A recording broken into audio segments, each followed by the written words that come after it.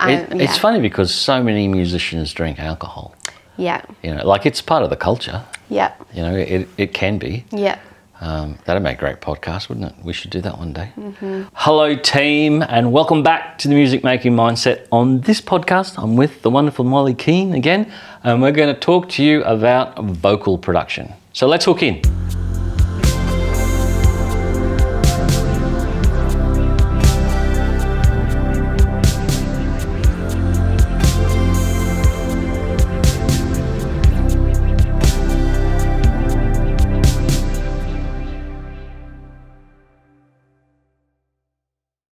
I find that most people I work with who are, we're talking primarily about producing music in the recording studio. Yes.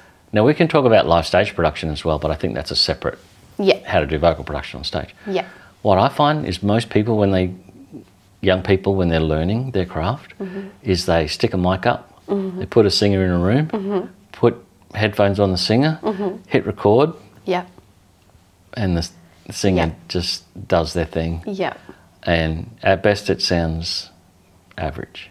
Yes. and that's not vocal production, right? No, but I think that's what, when I first started studying, that's probably what I would have been like, yeah, no, that's what you do. Does that mean that you thought vocal production was just what microphone in the recording studio? Well, yeah, I'd just go into the studio and the tech would be set up and I'd sing. And I didn't sort of have any thought of what else it could mean. Yeah. Yeah. Until I learned about it. Until you learned about it. And did it more. Oh, completely. Yeah, completely. So I guess like what we're talking about is, hey, vocal production, what is vocal production? And then we can talk about how you learn to do it, where you started. The overarching thing of, as I said before, microphones and technology. In my opinion, that's an important part of the process, getting the right mic and using technology, but it's not the most important aspect to dial into. It's something where we could do a trial on Molly singing this particular song, and we might try a couple of different mics, and for this song, with her voice singing this song, we'll find a mic that suits. Yes. Now that's important to do, but that's not vocal production. That's choosing a vocal mic. Yeah. Very different. And then the preamp and the compressor and then the EQ. That's important. But yet again, that's sound engineering. That's not vocal production. Yeah. We're not going to talk about that stuff. I'll talk to you about that with sound engineers a little bit more. What we're talking about is... I'll be no help with the tech side of things. I don't know. Come on. You know what microphone... You'd have a microphone of choice that you... I have the microphone I have at home. Which is? Which is a Rode NT1A. There you go. And an interface. And they're awesome. Rode mics are awesome, especially... Just learn from that. A great singer, a good vocal producer, and who's recording vocals at home using a wonderful Rode NT1A mic through a Focusrite Pre or something like that. Yeah. Perfect. You don't need a U87. No. You don't need a $5,000 to $9,000 microphone. Yeah. An entry-level mic with a nice, decent, affordable preamp. Yeah. It is very, very useful. So, just get through that. All right, let's talk about vocal production. Yes. More so. So, when you're going in as a singer to produce a vocal, perform it, record it, what are some of the things that as you go in, you're thinking about as a performer? What are you thinking when you're going to perform this recording, this performance? Yes. Well, me personally, I would be very nervous. I get very nervous because I find it like a very vulnerable environment because it's, especially if you're in the recording room and you're on your own and you're singing into probably a condenser microphone that picks up everything, little thing that you do. Yeah. And you can see the control room. Yeah. So I think it's which is also something that I got much better at, and I love recording, but I do find it very nerve-wracking. So the environment that you're walking into has an impact on you. Big time. Yeah. Big time. The environment and the people. And the people. Yeah. And this is different to singing live on stage, right? It's a different energy. So different. I think it's just very vulnerable. Yeah. And it's also The studio. And you're recording and it's like you're under a microscope, right? Your voice. You're trying to get the perfect take, and you might be comping like lots of different lines together, and so everything is very it's at the smallest possible level. Whereas when you're performing on stage, you go for it. Yeah. And then you go, all right, I did it, and now I can leave. You've got it. You've got it in one, a recorded work. Yes. Number one, usually you're in a controlled environment, so you can hear everything, so you don't get away with anything. No. Number two, you're doing something that people will listen to a number of times over and over again. Yes. And will find nuanced things that they like and don't like. Yes. Where live, Yeah. you get on stage. Yeah. You do your thing once. Yep. And it's gone. And it's gone. And because of the environment with PAs, Yeah. you get away with slight pitch interna problems and slight timing, because the band's got this energy and vibe, and you got people in front of you, you're vibing off, right, bro? Like, yes. And if you walk into an environment like this is my recording room, it's still a nice, cool little recording room, but it's a quiet, environment. And if Molly's coming to sing and it's just me behind the glass, are you okay?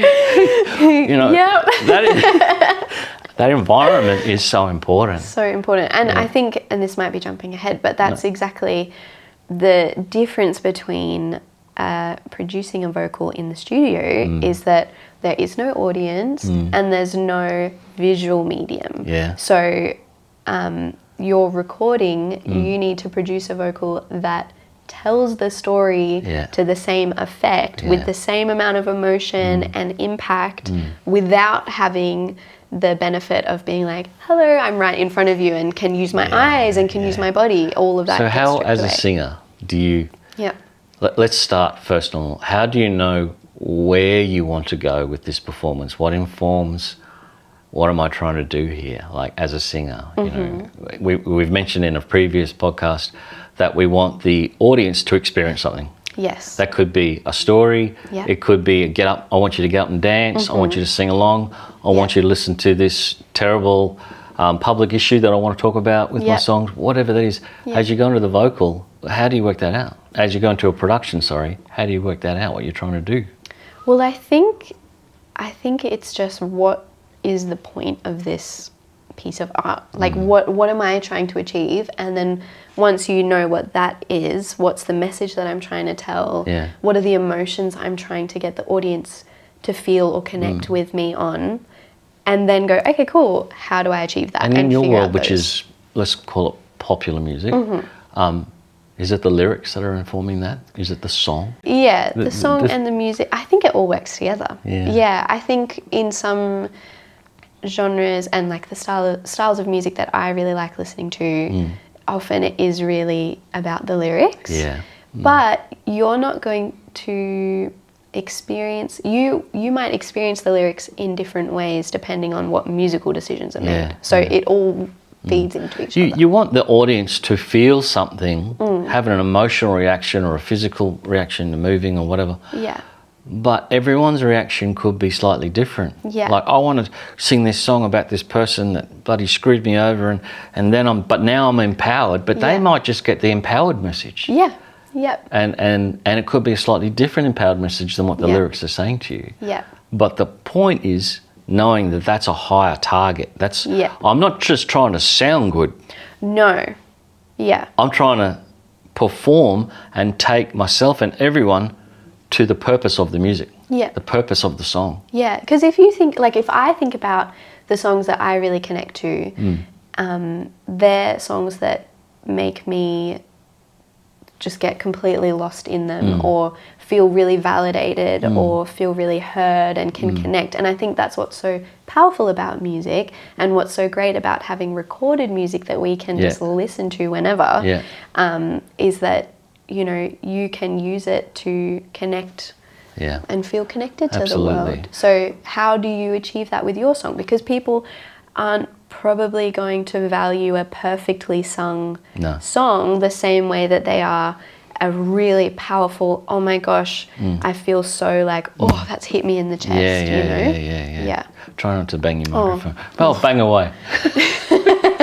We'll fix that sound, guys. No, sound people, sorry. We'll fix it. We'll fix that, sound people. It'll be right. I want to ask you.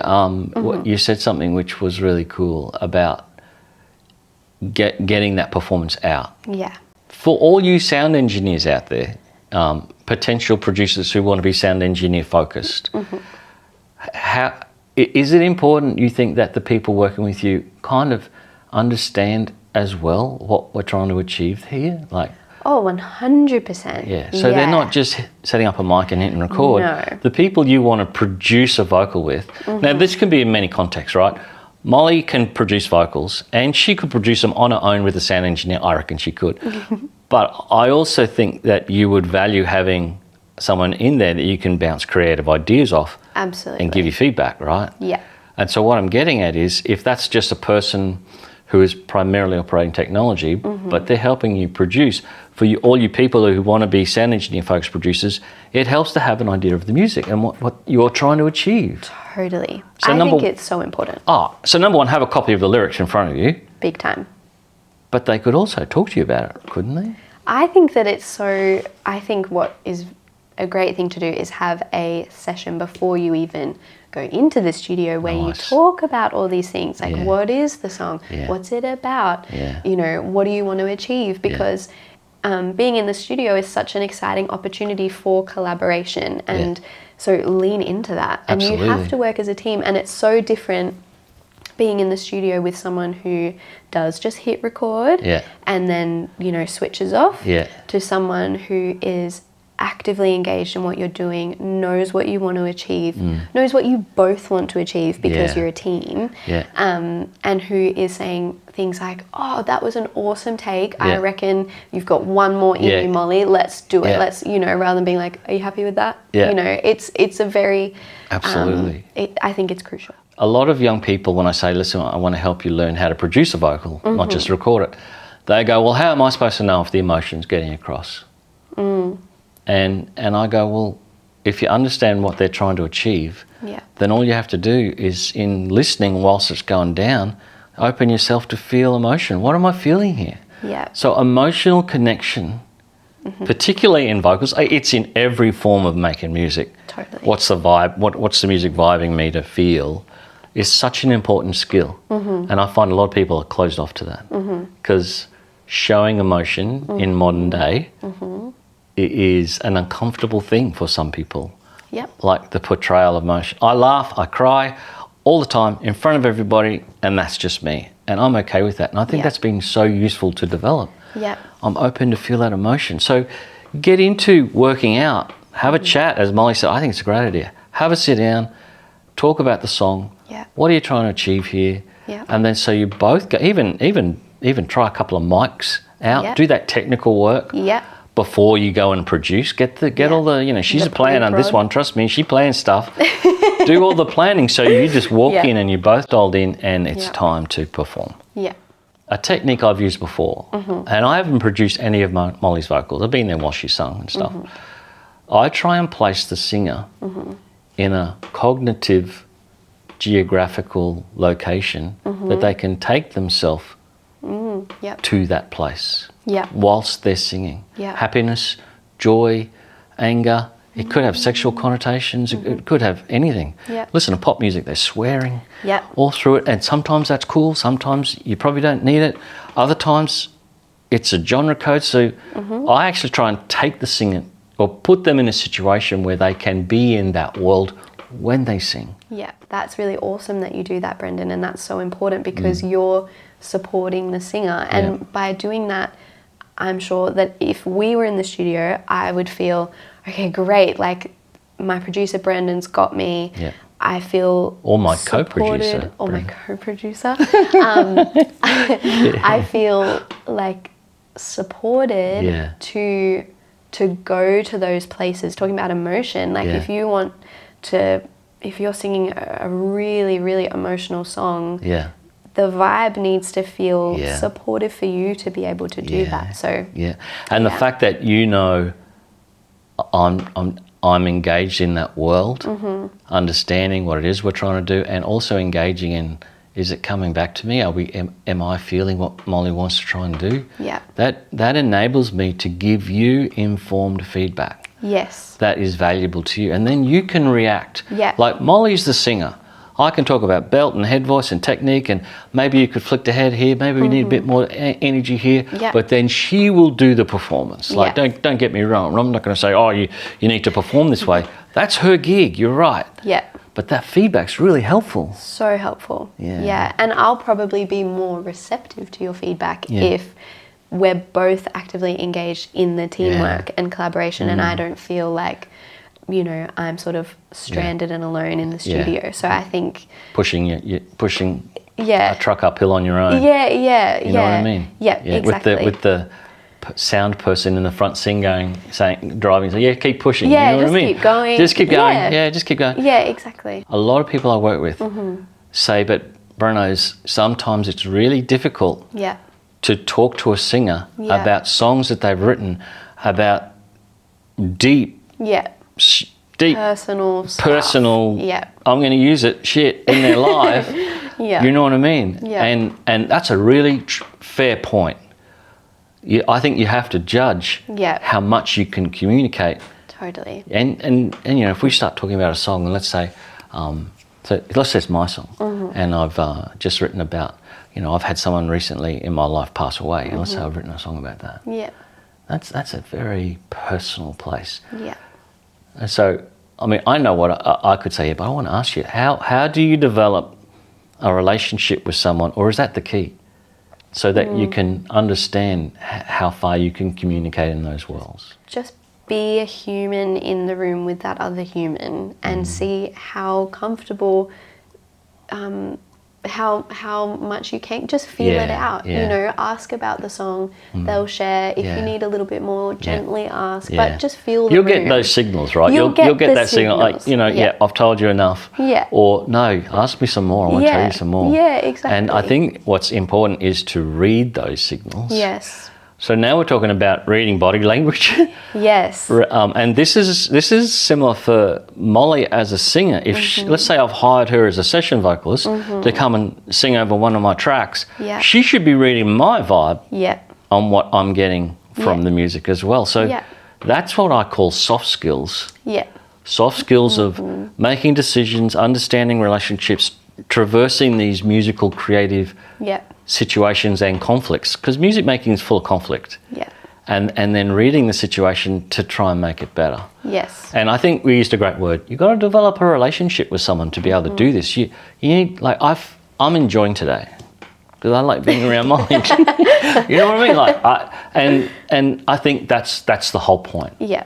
But our relationship's been developed over 4 or 5 years now, and sometimes it takes time. Yeah. But here's the key: as a producer, if I was working with Molly, or if Molly's producing works, you still need to try and start developing that relationship. Yeah. Even if it's from the ground up on day one. Yeah. Is doing that, because this is something you do outside of music production, right? Yeah, yeah. And I think that's the biggest thing that I took away from, well, one of the biggest things I took away from studying music Yeah. was learning how to collaborate and work with people. Yeah. Because especially if you're in the studio. Because it can suck, right? 'cause Collaboration. It can suck. No. But It can be friggin' amazing. It can be the most like amazing Yeah. experience, and it can also be really hard. But even in the really hard moments, Yeah. that's when you go, okay, what can I learn from this? Like, Yeah. what people skills can I just like really learn? And I think when you're producing a vocal, your instrument is a person. Yeah. And that's Yeah. such a huge thing, and probably different to, you know, recording a guitarist. Let's go there. Can we go there? Because it gives me a perfect segue to plug my book, Learning to Be a Popular Music Producer. Go and check it out. Molly's read it. She loves it. I do. I wrote this bit about producing a guitar Yeah. track and producing a vocal. Now, a vocalist, the instrument is a person. Yeah. A guitar, you set it up, put good strings on it, look after it. The guitar is pretty much going to sound the same all the time, Yeah. as long as you look after that instrument. A vocalist, There's so many variables, hey? Yeah. And you have to take this into consideration. Yeah. Time of day that you're going to sing. Yeah. Whether you've eaten or not. Yep. Like where. Hydration. Yeah. Whether, you know, sometimes I've worked with bands and especially on rock records, I go, right, we're doing vocals tomorrow. And the singer goes, yeah, I'll go home and get some sleep. I said, no, I want you to go out and party. Yeah. Go out and party. So you got that little bit of, a little bit of rasp. Yeah. You're at a club. And I said, here's $50. Go and buy some beers. Have a good time. Yeah. And then you might be a little hungover. So let's start at midday. But that's the gig, right? Yeah. And another thing, like at a moment's notice, if someone like Molly said, you know, mate, singers say all the time, oh, my instrument's there today. Or it's a good time for me to sing. Yeah. Or I'm not. It's not there. Yeah. If they say it's a good time to sing, friggin' sing. Like get it. Like as soon as they say it's time to sing, sing, right? Yeah. So just tell us some. When do you prefer to sing? What is there? Is there things that are common to you? I really love being in the studio like later in the day because I think it feels more vibey to me. So probably not like super late at night because I am a granny. But or even if like, you know, the studio's set up to feel really vibey and lights are off and there might be fairy lights or that kind of stuff, so it feels nice and cozy. I really like that. And also I learned that I don't really I find it really hard. It's different. If it was my song, I don't want to feel like there's a really big time pressure, or at least be super aware of it. Yeah. Because it makes me seize up and I've get really got stressed. As much time as I need. Yeah. To do this. Yeah. Without, you know, you're not singing jingles here. Jingles are a little bit different. The jingle world's very different where we've got an hour to do your vocals. Yeah. It is what it is, right? Yeah, and that might be different. Like if I was going in as a session vocalist, then obviously I've been told this is the time that we have and this is what we need to do, and that's great. Yeah. Because it'll probably be enough time. But Absolutely. if you're like, I remember when I was studying and we were like cramming to get this stuff done, and I just said, no, like I'm just going to go home and do it. Yeah. Yes, the microphone's not as good, but my pitch is terrible. Yeah. My expression is terrible because I'm so stressed that we have 10 minutes. You know? So listen to this. I'm going to go home and use my Rode NT1A because my recording with my U87 Pultex and Neve preamps sounds terrible. Don't sound great. Yeah. So Molly is placing quality and a social environment where she can sing comfortably at home for the time she needs over using bloody expensive technology. I'm getting a bit aggro. Killer's starting to come out. It's so important that I think every musician should have a little interface, a 57 and a cheap condenser, or an affordable condenser. Yeah. And if you get the best vocals where it's just you at home, great. Bring some friends over, like another vocalist can come and give you ideas. You don't need a knob twiddler an engineer to do this, right? Yep. And I want to ask you another thing. What about process? So there's many ways to record a vocal, produce a vocal. Let's say the process. You could just say, okay, let's do 4 takes where you sing from go to woe. Yeah. Or you could say, okay, and they're playlists, and then you can comp those playlists to a master track. Yeah. Or you go, let's just do the choruses. Yeah. Let's leave the bridge till last because the bridge is the biggest sing for me. So my voice is, you know what I mean? So I don't kill myself singing the bridge and do it in sections. Yeah. Have you used both of these or? I prefer going from like working start to finish through the song because that's just how my brain So it's a linear performance, like as you're traversing the song. Yeah. Because you've got to remember, you're thinking about not just pitch and technique, you're thinking about dynamic development. Yeah. What is the song trying to achieve? Yes. And if you handle that in a linear, people's brains work in different ways. Big time. Another thing you learn through collaboration with musicians. People's brains work in different ways. Absolutely. And so, you know, that's what, yet again. Which is a very special and great thing. Absolutely. Yeah. And yet again, as someone who may be working on the other side of the glass, you can't just say, oh, I like to use playlists and comp tracks. If Molly comes in and says, I'd like to sing the song in a linear fashion, that's what you do. Yeah. And then use your intuition, your listening and your Yeah. instincts, your communication, how we're Yeah. going. And you can adjust that depending on how you're going. Yeah. And then you might say, okay, yeah. And in my mind, so I have a comp sheet that I tick, Yeah. words, Yeah. vocal comp sheets. And then I'll usually, if the bridge is the highlight of the song, I won't really worry about the bridge until I go, okay, we've got everything we need. Mm-hmm. Yeah. Let's do that Yeah. bloody bridge. Yeah. You know? That bridge. And then Molly can go, right, this is it. Everything else is good. Yeah. Tear into it. Yeah. And then after that, do you like to be around if people are comping your vocals if you're not doing it, or do you normally comp your vocal? I like to be very involved. Yeah. Yeah. And that's fine, right? Because yet again, everyone's different. Some of you out there may not want to be around while people are comping you. Some people struggle hearing their bad performances. Yeah. Which Where- I definitely did Yeah. at first, but I think it's very good exposure therapy, Yeah, and you just get yeah. used to it. And Absolutely. but I think that's also a very that again comes back to that relationship that you have in the studio with the people that you're working with. Like,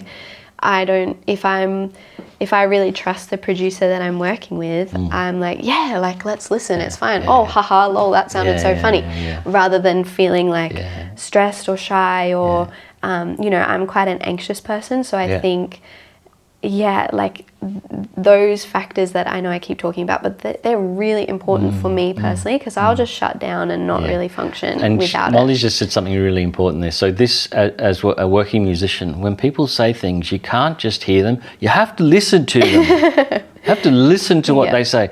Now, Molly just said something which was really important. She said, I'm a little bit of an anxious person, but she also likes to have control and make things good. Yeah. Which means your method of communication to various people needs to be dialed into who they are. Yeah.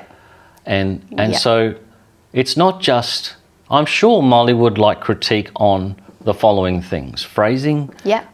intonation, energy and dynamics, Yeah. perhaps a little bit of technique on Yeah. how we could diversify things. I'll take feedback on any and all of it, But- as long as it's If I said, oh, Molly, you've...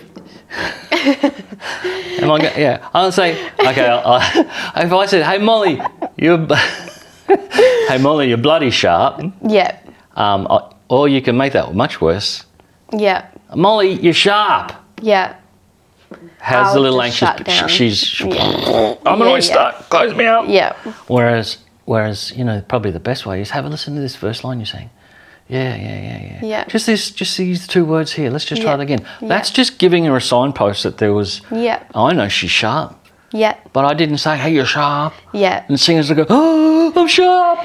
Warning. yeah, yeah. You know. Yeah, and As- but also I think that, like, if we were in the studio, or people that I've worked with, like, a lot, and we're really in the rhythm Yeah. of our collaboration, if they said to me, oh, Mo, like, you're a bit sharp there, I'd be like, okay, no worries, let's do it again. But I think it's all about how you deliver it. Absolutely. And read the room. But you and have your to deliver it tone. too, right? You can't have to ignore deliver it. No. Otherwise, she's going to go home and do the vocals on her own because she didn't like what you did with Yes. it in the studio. Yeah. So you have to broach that conflict. Yeah, If you don't, you're putting a social conflict over your music, and everything you do serves the music. It's all for the betterment of the music. Yeah. So working with singers, you've got to find that way. And I've worked with singers where sometimes the best thing I could do as a producer was just let them do it. To telling them a lot. Yeah. To actually kicking their asses. and I think that's the thing, is again that you're working, your instrument is a human, and Yeah. humans are all very Humans are different all and very respond to, Yeah. to very different things. Like, this is a bit of a segue, sidetrack. I think that it's also really important, if you're on the control room side of the glass, to be really quick. Yeah. Because in my experience, if I'm in the studio and I'm recording and I am just sitting in, like, dead air for Yeah. long periods of time, Yeah. or I'm, like, in the zone, I'm like, yeah, cool, like, let's do this go, line let's again. go. And then it takes Yeah. time, which is understandable, especially, like, when you're studying and you're learning and all that kind of stuff. But it, I think, lean into that bouncing off each other and be working so efficiently that the singer can be like, cool, let's do that again. And the producer's like, great, Ready to jumping go. you in, go. Boom. And just having that Yeah. workflow, I Yeah. think is also key. I think it's imperative to learn that when the performer's ready to go, you need to be ready to go. Yeah. And that's more important than whether you've managed to finalise your equalisation. You know what I mean? Yes. Like, Yeah. I'm just EQing the vocal. I'm not ready. No, I'm ready to Yeah. perform. You can EQ on the way in. You can EQ a little bit later. Yeah. She's ready to sing. Yeah. Let's bloody sing. Yeah. You know? Yeah. In another podcast, I talked about generating of a performance is way more important. It's so important. And, okay, very quickly, auto-tune. Yes or no? Melodyne, auto-tune, tuning vocals. If me personally, if it was like a couple of notes that Yeah. needed a little, Yeah. that's fine. I think if it's stylistic, Yeah. and absolutely. suits the song stylistically, Yeah. amazing. Yeah. But if Yeah. you're singing great, you sound how you need to sound and you're in tune, Yeah. there's no reason to do it. No. At the same time, if you deliver this vocal line in that bridge we're talking about, Yeah. and the performance is great, but the top note is just a tiny bit sharp, but the energy, Yes. the dynamics, the phrasing, everything else, Do the it. tone, Yeah. friggin' tune it, bro. Yeah. What are you doing, right? Yeah. Yeah. And the last thing, headphone mixes. Have you got a special So headphone? important. I actually think what people hear really informs how they perform. Yes, agreed. Yeah. I think I had someone do a really fantastic headphone mix, and I was like, "Oh, this is I want to be singing for the rest of the evening. Like I sound amazing, guys. Reverb? Let's Did it just have reverb? yeah. Okay. Yeah. Not But all vocalists want reverb, Not though. like drowning, Yeah. just like a little bit. But I was like, oh, I sound so Yeah. good. And it's really important. Like if a vocalist, if you can find that sweet spot with headphone mixes, and Yeah. I come from a place where I could do the headphone mix if they want me to. I'm happy to let the singer do the headphone mix because Yeah. some singers are capable. Molly's very capable of doing her own headphone mix. But there's some things you have to think about. If the vocal's too loud in your headphone mix, you won't project. Yeah. If it's too quiet, you'll over project. Yeah. Especially if you've got two bloody headphones over your ear. Yeah. Yeah. So, on that, take an ear off Yeah. to hear yourself in the room for pitch. And really, before you really start getting the singer to go for them, just check that they're happy with the headphone mix. Yeah. And always monitor it, right? Like how your headphones are okay? Anything I can change there for you? Yeah. And the singer also might not realize, like, and not at all to say, like me personally, when I first started, I might not have thought to even say, oh, I think this is too loud Yeah, or I yeah. think this is too quiet. Because they think that's the sound engineer's Yeah. job and they know what they're doing. And being, again, like quite a shy person and who's very critical of myself, I would have just thought, oh, well, this is just what it's supposed to be. So I just need to roll with that. And so I think, feeling comfortable to communicate. And if the singer hasn't realized, and you can tell, like for the reasons that I just said, for example, and you can tell that they're not projecting or that they're over projecting or whatever it is, just trial them and say, hey, I'm just going to, or just do it. Yeah. And I think see if a it big thing helps. Molly's just said there in a real roundabout way, and I'm going to be really direct. In a waffly way. Everyone in a music production session has a voice, and you need to Yes. advocate what you think, and that should be okay. If you're in a situation where you don't feel comfortable telling people how you're feeling and what you're hearing, then perhaps that's not the right situation for you. Yeah. And I said one of the biggest things I do is work with people, because you might have a lovely shy person like Molly working with an overbearing, egotistical sound engineer, and both of them need to learn something here. Yeah. You need to be need to more passive and chill. Yeah. I've had student sound engineers yell at performances, yell at them and swear at them. I'm like, just calm What your is farm going here. on? Yeah. And what it does is it pacifies these people even more. Yeah. Like I said, now make sure you speak up about Yeah. what you want. Yeah. Just tell people what Yeah. you're thinking, and that's okay. That's so important. And this might be a different conversation as well, but I think also in my experience as a woman in the industry, there's a whole other layer. What a great segue. We're going to go there. We mightn't go there today. Yeah. We're going to go there. We're going to talk about equity, diversity, and the social aspects of the cultures of Yeah. the music industry. Yeah. And the reality is, because Molly's experienced it firsthand, and I'm sure many of you have too. We'll go there another one. Yeah. Great topic. Hey, isn't she so cool? Great to have you. I think we've talked about a heap. we'll come back and talk about more. Thank you so much. Thanks, Brendan. All right. See you soon.